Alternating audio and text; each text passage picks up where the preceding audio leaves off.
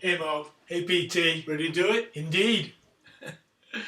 Let's do it, yeah. Let's do it.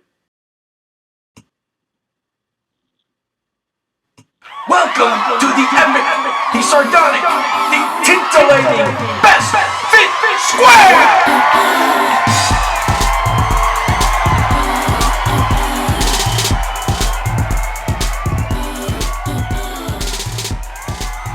Hey folks, welcome back to Best Fit Square Show. I'm your host, Manuel Ortega.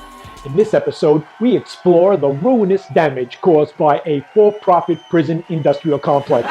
Here to help us better understand is our very own in-house scholar, PT. Hey PT! Hey Mo! In our previous episode, PT, you helped us better understand ties that bind antebellum America to post-civil rights America.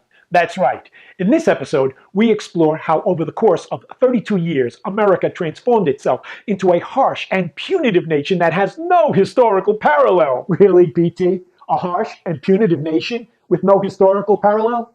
In 1970, the prison population was 300,000. Today, it's 2.3 million, with 6 million folks on probation or parole. If one was born in 2001 or later, 1 in every 15 is expected to be incarcerated. It's worse if you're black. For African Americans, it is estimated 1 in every 3 males born in this century will be incarcerated. But these are grown men, for crying out loud. It's not like we're incarcerating children here, except for the 250,000 children sent to adult jails and prisons, some as young as 12 years old. Let that sink in, Mo. 12 years old. And it doesn't stop there. America is the only country on earth that condemns children to life imprisonment without parole. A death sentence. Commit the crime, serve the time. Right. Like possession of marijuana? No, man, that's legal. Only in some states. And that's only happened in the past couple years. Today, there are more than 500,000 people in state or federal prisons for drug offenses, up from 41,000 in 1980. Dang, PT, that's an 1,120% increase.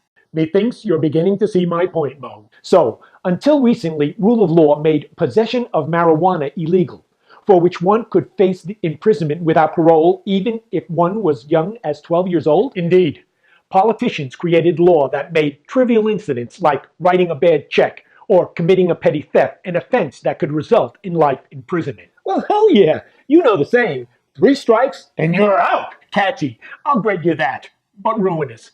This mentality led many states to abolish parole, to give up on rehabilitation, and defund education and services for the imprisoned because providing assistance to the incarcerated is apparently too kind and compassionate. Compassionate?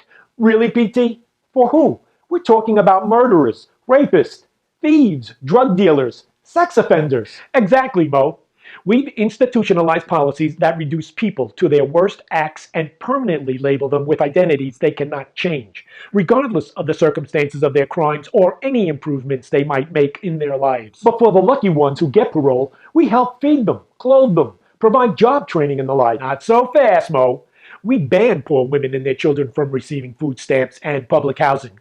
They are forbidden from living with their families and in their communities, forcing many into homelessness. Well, the first thing they should be thinking about is getting a job, earning some money, and getting back into mainstream society, not living off the dole. These men and women should be so lucky.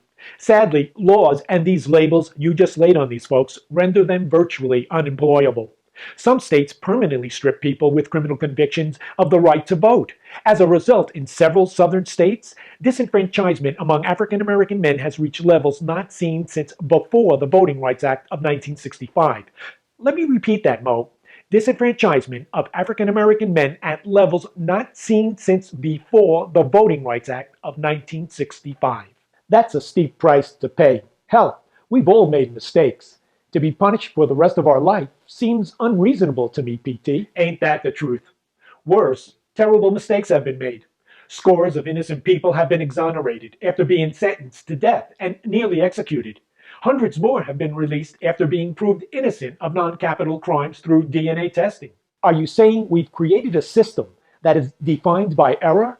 A system in which thousands of innocent people now suffer in prison? Presumptions of guilt, poverty, racial bias, and a host of other social, structural, and political dynamics have. Hey, don't get down, PT. The prison industrial complex is thriving, and we re-elected a half-black president. Just saying.